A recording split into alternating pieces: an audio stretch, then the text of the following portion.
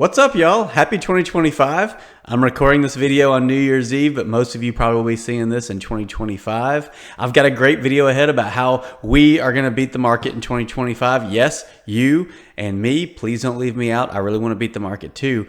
I've got 3 awesome points to talk about. So here we go. 1, what stocks I'm buying right now and into the new year, and what stocks I'm holding into 2025. I think these are great stocks, and I can't wait to see the future potential they give us in the year to come. 2, you may have beat the market in 2024 and not even realized it. There's a little thing to look at that a lot of people miss when we're looking at our year-to-date gains. I want to deep dive into that and show you how sometimes what we see on our trading platforms as far as our returns for the year can be misleading. 3, did I beat the market in 2024? We're going to do a deep dive into my portfolio and see how I did, what stocks I was holding throughout the year, if I sold anything. Let's get into it. All right, y'all. The first stock I'm buying up here is Adobe. I have a very small position in this, but I plan to grow it as long as their PE stays under the 33 range. Adobe is a software company that builds design software like Photoshop. They're subscription based. They have just steadily updated all their software year after year. It's a great product. I've used Adobe in the past. I was subscribed to them in the past. A few years ago, I had a small screen printing business, and all my design work was used with Photoshop. So I like Adobe, solid products. They're the kind of company that once you start using them, you rarely move away from using them. They've been around forever. My dad used to have a graphic design business back in the 90s, and he was using Photoshop back then, using Adobe. So to me, solid company, and I love the price right now. The PE ratio is sitting right under 30. We're at 29.93. In the last 10 years, if you zoom in here, the lowest the P ratio was in the low 30s. We see 32 right there. So right now we're even lower than that. That coincided with this 2022 crash dip. So as far as the P ratio goes, we're trading in the same level. Now, of course, the price is higher, but it's caught up with us. And if you bought at this P ratio back then, it went from the 320s up above the 600s. You almost had a double up there. Really, that was less than a year. So it's been almost 2 years since we hit this point. So it has leveled out, and I just think this thing, it's at the same price level as it was about 4 years ago. Scroll down here. Revenue growth is just steady. You can't stop it.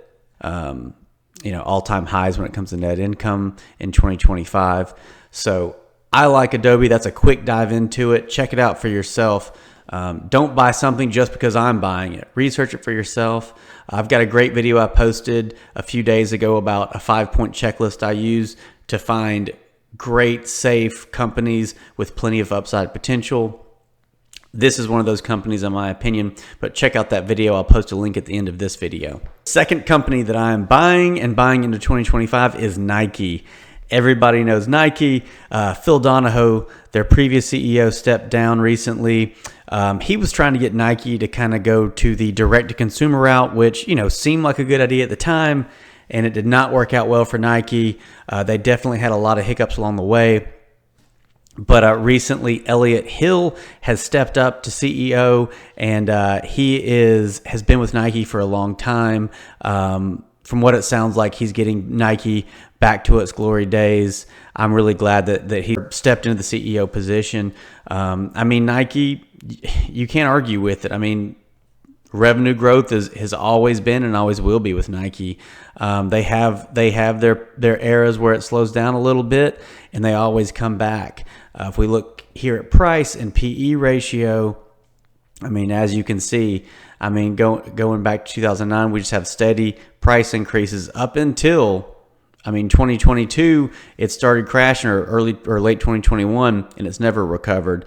But when you come down here and look at the PE ratio of Nike, it has stayed. Back then, 15 years ago, it got down, around 15 and under 20. But really, this thing likes to stay, in the low 20s, and then it got kind of overvalued up here, and we've seen a decrease in price. I'm going to zoom in a little bit to the last 10 years. The lowest point we really saw was right below 20 at 19, and we have about reached those levels again. For me, I will keep buying Nike under 25 PE. I'll keep buying it. I mean, I'm not afraid to buy Nike if it just keeps going down. It's just one of those companies that I don't see it going anywhere. I'm here to buy it up. The third stock I'm buying into 2025 is Celsius. Celsius is an energy drink company. They've had tremendous growth over the last few years.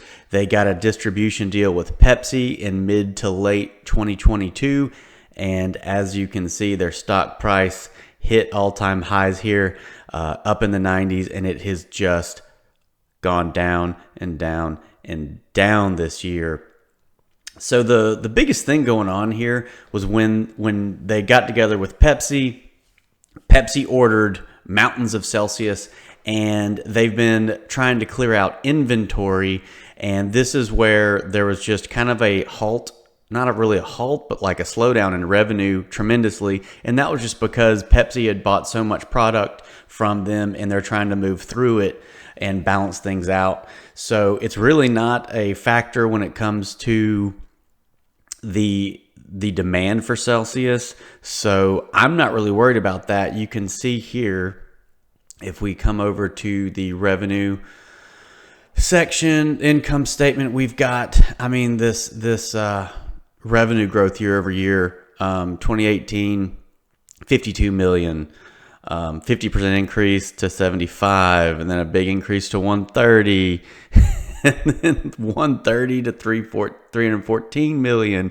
And then we had over a double up to 2022 with 653 million. And then another double up into 2023 with 1.3 billion.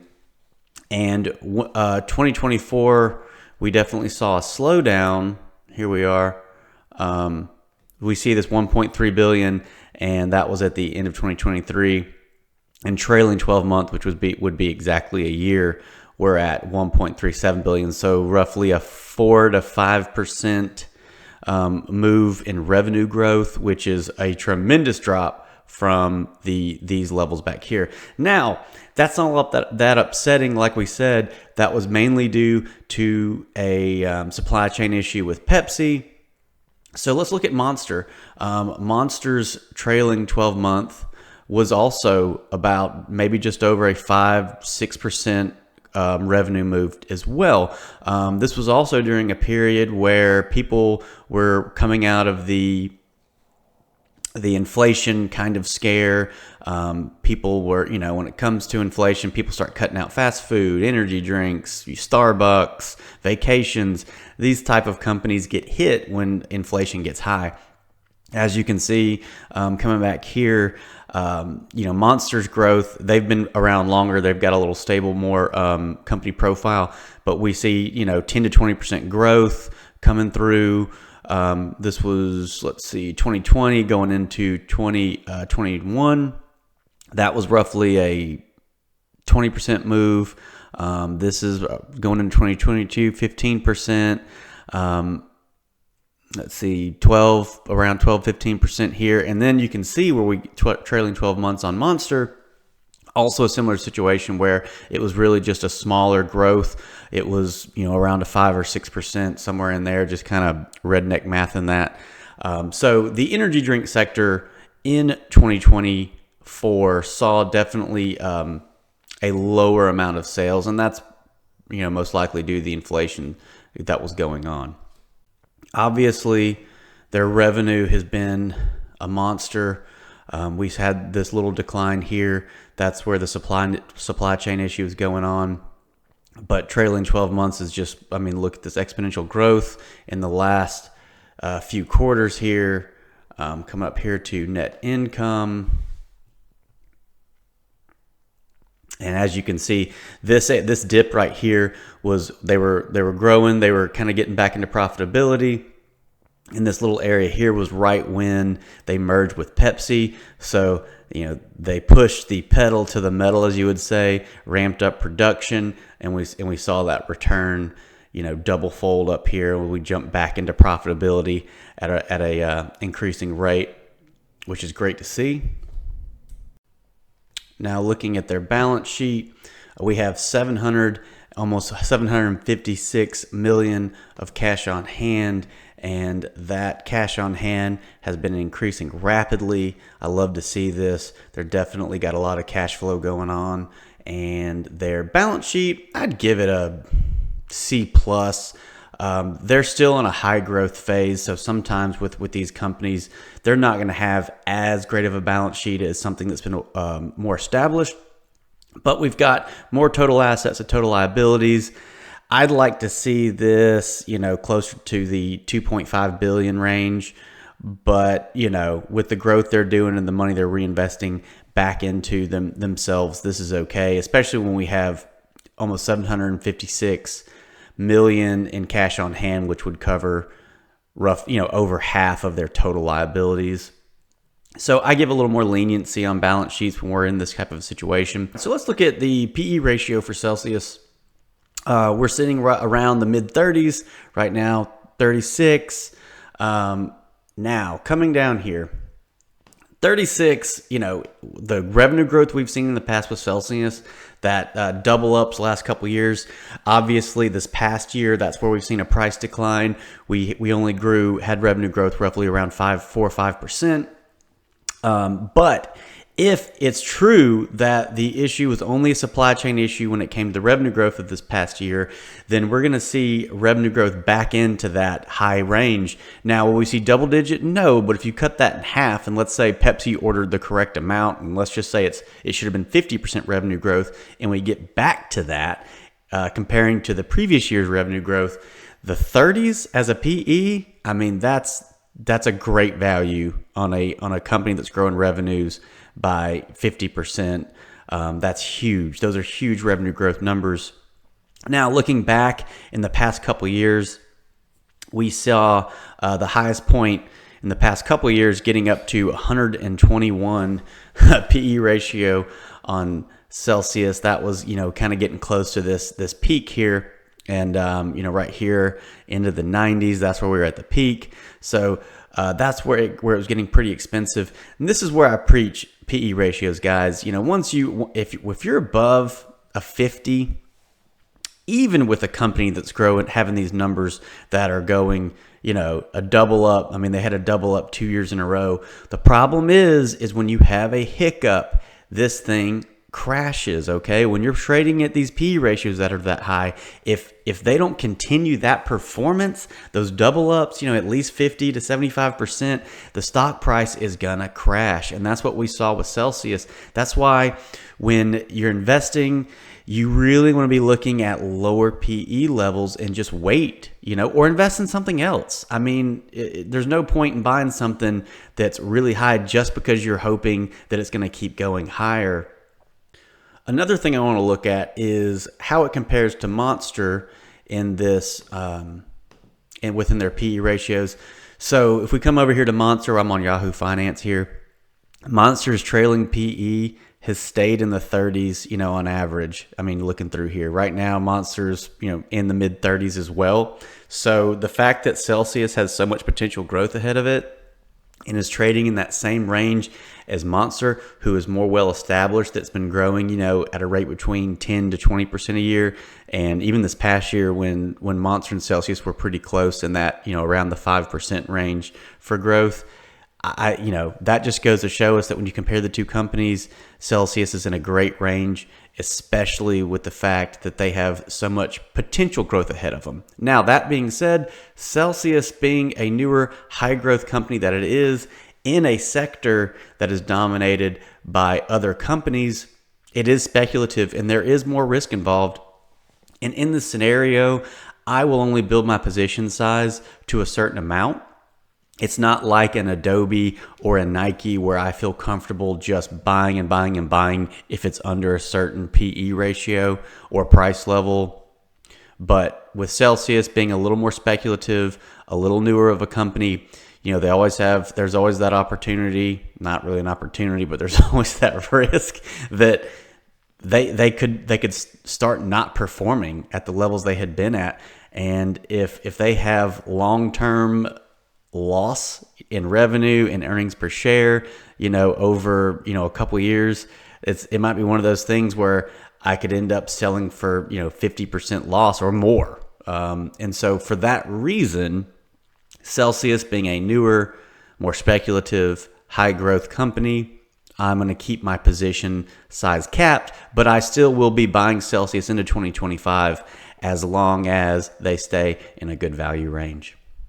Okay, so let's talk about the positions I am holding into 2025. These are positions that I was buying in 2024 and now I'm just holding. This is my Robinhood portfolio. I also have a portfolio with Charles Schwab that I was not actively investing in. I wasn't putting money into my Schwab account. This year I was just putting money into my Robinhood account. However, in my Schwab account, I have these same stocks. Most of them are in similar levels to this Robinhood account, but some of them are a little different. So Alibaba, I think Alibaba is a buy right now, but I would tread carefully. I have capped this position at the amount I have. It's a Chinese company. And with Chinese companies, their government systems, they're a little different than ours. The way they do business over there is going to be a little different. They have more laws, different laws. So for that reason, I have a little more risk on Alibaba, so I keep the position a bit smaller and relative to the rest of my portfolio. But I do think Alibaba's a buy right now. It's something to look at if you're looking for other companies to buy. Obviously Nike, which I talked about, I am buying more of that into 2025. Zoom is a position I've held for a while. I am still down in this position. I started buying Zoom at the end of 2021 when they had a price drop from the COVID highs, but Zoom was a fantastic lesson for me in that just because you see a big drop for a company that you think is a great company with a great balance sheet with plenty of growth ahead of it, it still can drop way more than you think it can. So this was a great learning opportunity throughout 2022 for me. And now I like Zoom. I bought more as it dropped. And I'm still holding it. I'm still down roughly somewhere around 15% on that position as a whole. The Robinhood position is up quite a bit, but overall between my two portfolios, it is down. PayPal's another one that I was buying, and I'm up on that position, but I've got enough of a position built out where I think PayPal's fairly valued right now, but there's other stocks out there that are better deal than PayPal, so I'm just holding PayPal. A lot of these stocks, I really don't want to sell for any profit on these until they're hitting new all-time highs, or they're showing a routine decline in fundamentals, which I'm not seeing right now. Air Test Systems. Now, this is a very speculative stock that I was buying in late 2024. I'm down just slightly on it, but this stock's been beaten down. This one's speculative. This is a ultra small cap company. They build test systems for AI chips. And they are really putting a lot of effort into that side of their business, and that's really become their whole business over time. They've been around for a long time, but that's really where their focus is. Their revenue growth and their net income are a little patchy. They have a lot of ups and downs. Air Test Systems is a company that I'm done building out my position. I still think it's a buy. But it is risky. So if you're looking at that stock, tread very lightly. I don't plan on picking up any more shares. If I do, it'll be very, very few shares. As the rest of my portfolio grows, if their price stays under the $20 a share range, I may pick up more, but I don't really plan to do that anytime soon. However, I plan to hold Air for the long term. I think this is a company that over the next 10 years has a lot of potential. Shopify. Shopify was another one I was buying in late 2021 into early 2022. And this was right there with Zoom. It took a massive hit, and it had flipped into profitability when I started buying up shares. And then after the COVID boom, their revenue just declined. They went back to unprofitability. They've recently come back into profitability. However, I really like the business model Shopify has. They've got great growth. My position's really big here. I think it's maybe fairly valued here, but I'm not picking up any more shares around these prices, and I don't plan to buy any more shares as my position size is so big. Celsius we talked about, and Adobe we talked about. But these are the stocks that I own and I'm holding right now. Obviously, the three of them we talked about that I'm buying into 2025. The next thing I want to talk about is you may have beat the market in 2024 and not even realized it. Sometimes we don't look at our year-to-date gains the way we should be looking at our year-to-date gains. And I'm going to show you right now. Okay, let's pull up. Let's see, we're in the Robinhood desktop app right now. So if you look up here, you can see this is SPY. This tracks the S&P 500. And if I'm not mistaken, it gives a 1.2% dividend yield over the year, which generally you would get a third of that at the beginning of the year, a third of that in the middle, and a third of that near the end of the year. So and let's say you reinvested those gains. Right now, we're for the year, we're seeing a 24.2% gain. If you added your reinvested dividends, you might see a 25.5% over the year. So I do like to take that into account as well. But let's say that you're looking at this and you're like, 24%, I only got 20%. I didn't beat the market. I, should have just invested in an index fund like everyone was telling me to on YouTube. Man, I feel like a loser. Not quite the case, especially if you've recently been building your portfolio out over the last year, over the last couple years, and you had very little money going into the year and you invested more throughout the year. So let's look at this. Let's look at PayPal. We're going to do an easy example here. Let's say we're going to go to the year. I'm filming this on New Year's Day, so if we put the year to date, this only is for the first, which is today. If we were on December 31st, it would look back all the way to January the 1st, being year to date. But now we are on the first day of 2025, so year to date we can't look at. However, if we go to the year chart, we are at December 31st, going back to January 2nd of 2024. So let's say that let's say you are now investing and this is your first purchase. And let's say August 29th of 2024, you bought, $500 worth of PayPal to the exact amount of $500. Now, you bought that at $73.16, and at the end of the year, you were at over $85 a share. And let's see, I'm looking at my paper here. I did the math. That would put you around a 16% gain. And so let's say you're looking at your account and you're like, okay, well, I made 16% this year, but the SPY, the index for the S&P, did 25 with dividends, so I did not beat the market. Not completely. So let's go back to SPY here. August 29th, we're going to the year chart. August 29th, let's say you bought a fractional share, because you can do that, at $500, the same amount you would have put into PayPal, you put in to SPY. And you bought it at a share price of $5.58, and then at the end of the year it was at $5.86. That would only give you around a 5% gain. So even though you're looking at this number here, if you would have invested in the S&P index, you would have only had a 5% gain, not a 24% gain. So yes, you beat the market considerably. 16% versus 5%, you beat the market by, roughly 3 times. So that's something to look at that was a very simple example.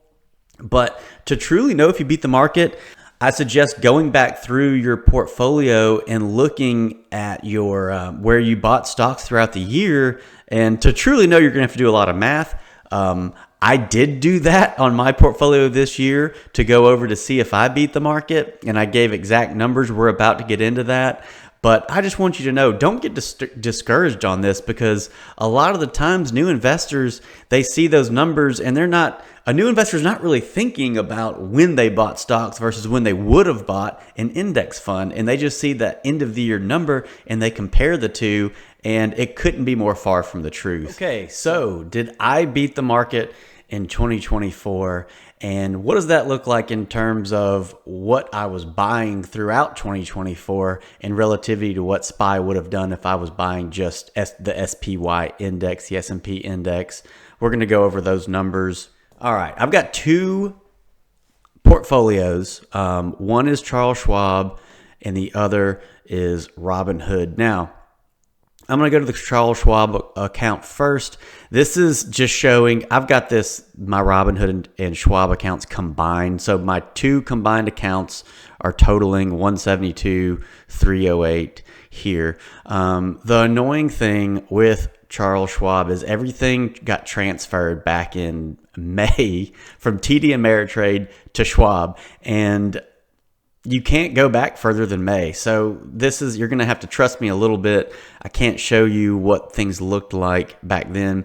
But let's go to the individual Schwab account here.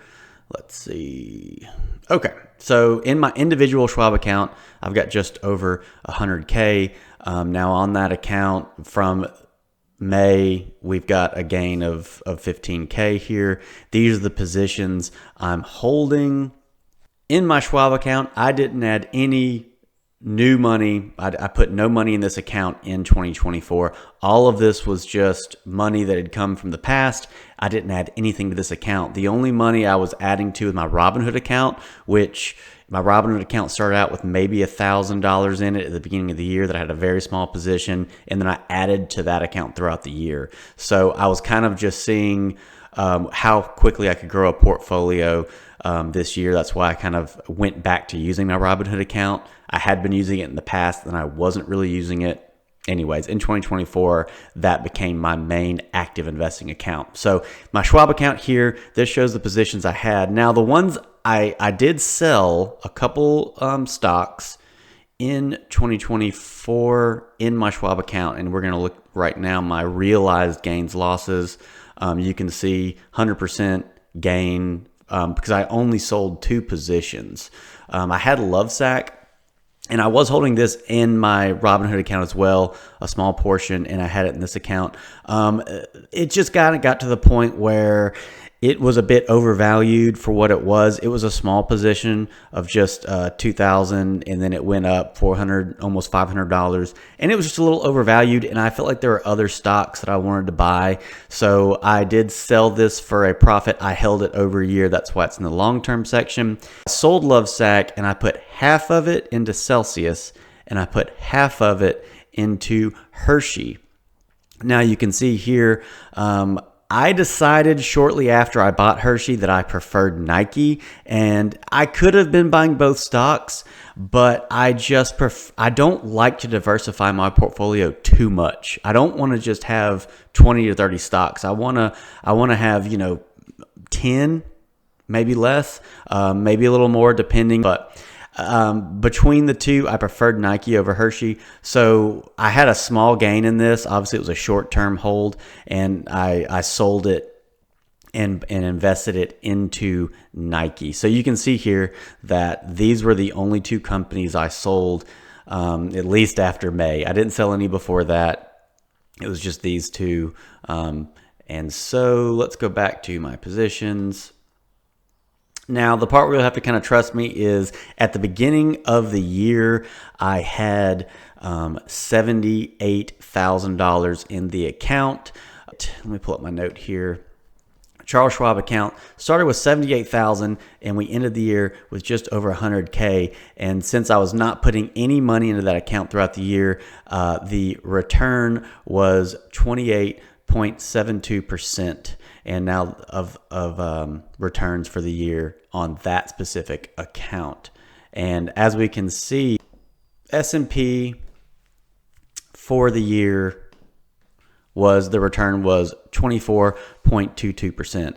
So now if you add 1.5% for the dividends it would have paid out, we'd be, somewhere around just under 26%. So with my Schwab account, I did beat it just by holding those stocks. They outperformed those stocks, just holding them outperformed the S&P.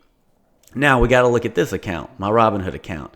Now this account, Robinhood's a little weird when you look at the all-time. It acts like you have money in it all the time. Now, this was the very beginning. Robinhood started, back in 2015. This was right when I opened my account. I did not have 26,000 in my account. It was more like a few thousand. I think it was like 5 or less.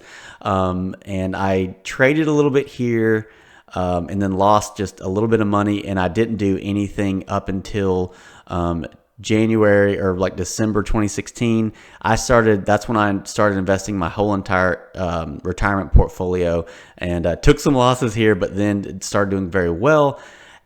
This is in the summer of 2020. I started getting stupid, started day trading. I lost money in this account.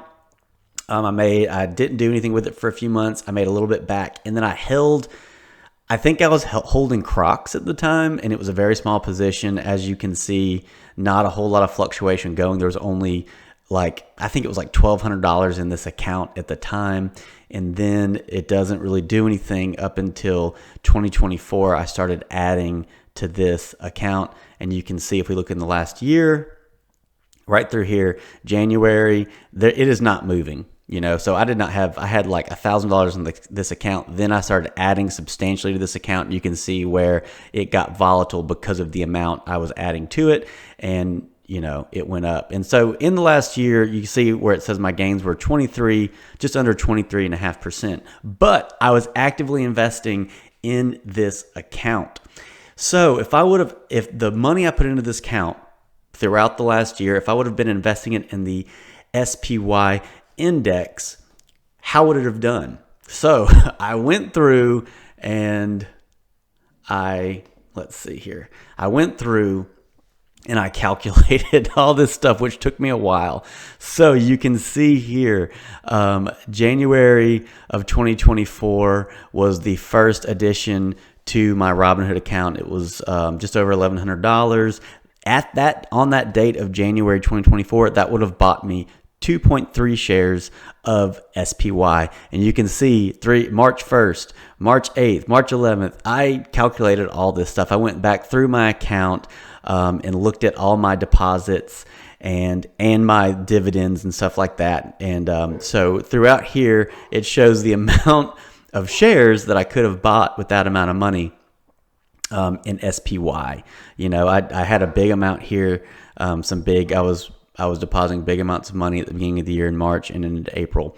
So you come all the way down to the bottom. The total amount that I put into that account was just over 60,000. And that would have gotten me just over 113 shares of SPY, which would now be worth 66,426. So with that amount of money over that time, I would have gotten a return, if I was just investing in SPY, of 10.12%, maybe 11% with dividends, but probably still under 11%. So with that being said, my account in Robinhood being up, 23.5% in the last year, substantially outperformed the S&P. So yes, I did the math all together. Let's go back to my notes here. My Charles Schwab account had a return of 28.72%. My Robinhood account was that 23.47% for a total of 26.48%. And in general, between the two accounts, that was the average. I did the math. If I would have invested that in the S&P, we would have had a return of around 19%. So with those numbers, I beat the S&P by about 36%. So I'll take that. That's great. But also, with going back in time, I think in my first video, I talked about I've averaged about 25% per year over the last 8 years in my long-term investments. That wasn't counting where I got into day trading, lost money, but my long-term holdings, I've averaged over the last 8 years about 25% return a year. So I'm right in line with that. And also, I'm getting better and better as the years go on. So I really want to start seeing better returns than this. But here's the thing, guys. I can't control the market. All I can control is the companies I invest in and the money I invest, okay? So I don't try to set goals of beating performance of previous years because the market could crash in 2025. We don't know what the market's going to do. So the only goals I set for myself moving forward into a new year is that I want to keep investing 25% of my pre-tax income personally. That's what I invest is 25% of my pre-taxed income. And I want to buy solid companies that meet my checklist. Those are my goals. I just want to keep doing that. My goals are to invest 25% of my income and invest in companies that check my boxes. Those are my goals, okay? I can't control this number because the market could crash in 2025 and for that year, I could underperform the S&P because I'm holding stocks that are growth stocks that are a little more volatile. So if the market goes down, 10% in 2025, 20%, there's a good chance my account's going to go down 30, 40, 50%. And now, if we have a market crash in 2025, my goal would be to invest more than 25% of my income. During those times when the market really drops into fair value range or even undervalue range, that's when I want to invest more than 25% of my account. That's when I start cutting back on going out to eat, vacations, and invest that money into the stock market. So that's kind of how I do it. I'm always investing 25%. I just want to raise that amount if the overall market is doing worse. So with that being said, guys, that is going into 2025. I really want us to beat the market in 2025. You saw the stocks I'm buying, the stocks I'm holding. I'm going to link the video, my checklist for buying stocks. Watch that video. Follow this channel. I'm also going to do vlogs about what's going on in my personal life. What is my emotional, mental health doing? All these things are really important when it comes to investing in your future, in your career, investing in the stock market. Also, we're going to talk about real estate. I'm a real estate agent, so I know that side as well. And I also am on a real estate investment team. And so I've kind of got the best of both worlds here. Obviously, I'm not a financial advisor, so take everything I have to say with a grain of salt. Stay tuned, like, subscribe. Let's keep growing this channel. I appreciate all y'all. Have a great 2025.